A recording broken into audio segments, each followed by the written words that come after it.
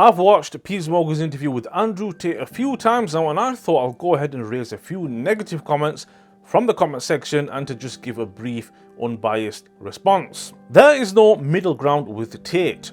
There are times he says enlightening things and I agree with him, things about leadership and the failure of the Western world. Then there are times he says the most base, stupid and ignorant crap. You have to wonder if he has a nasty case of narcissism or maybe other markers of psychopathy. You cannot talk to people like Tate. Tate's way of thinking is, I'm right about everything and everyone else is wrong. The moment Morgan corners Tate about something, Tate backpedals and changes the subject or yells.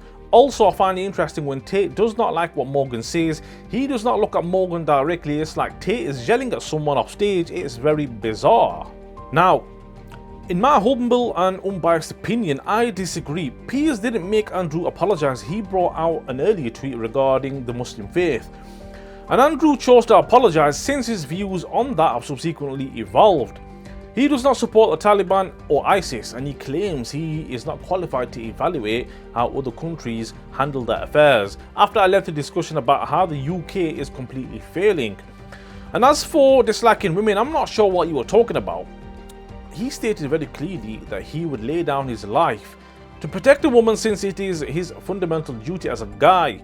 I would have thought that he was very straightforward. Do I believe he loves saying things that are provocative? Absolutely. And I believe he opens himself up to being grossly misconstrued by doing so. However, after seeing both of his interviews with Piers, I believe he has his head screwed on and has key traits of what a good man should have. I enjoy watching his videos, and it appears from the responses on YouTube that more people enjoy it, want more of it, and more people think he is a force for good rather than what the media portrays him to be. But I'm delighted it's receiving millions of views because I feel the majority of people who watch it will like him rather than despise him. And based on what I've seen from him, I feel we need more individuals like him. And the next comment. I agree with Andrew, but what he's saying about Dubai is so untrue. And he's saying it because he wants to live there, so he's giving good press to the city. In reality, it was and is being built by slaves, and the way the city was planned and built is so utterly stupid, alongside the failed billion-dollar projects that ruined the beautiful marine life and the slums that border the city. Now, what you are referring to here is the civil engineering side of Dubai. I'm not saying I agree or disagree with you. Some people who know the ins and outs of Dubai could maybe debate and argue on, but Tate was referring to the law and order side of Dubai. And in the UAE, if London had the same law and order as Dubai, the knife crimes would be non-existent, just like in Dubai. Thefts would be non-existent. In the UAE, you can happily leave your car running with your phone and wallet on the dash clearly visible.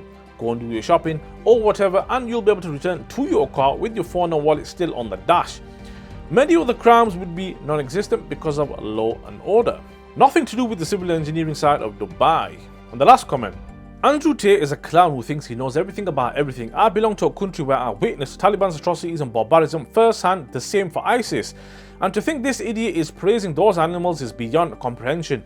Maybe our times is the end times where clowns like Andrew Tate get famous for talking common sense, telling men how to be men. Andrew Tate never praised the Taliban or ISIS. He clearly says that he doesn't support those who do bad to others. He just said that it's not his business to tell other groups and countries how to run, and clearly says that these groups are unfair and unequal. In terms of common sense, amongst many men today, common sense isn't very common nowadays. The world and the people in it have taken such a bad turn in life that tradition, common sense, law and order, and even biology are now out of the window. I'm going to end the video here with these 3 comments. So thank you for watching, and I'll see you guys in the next one.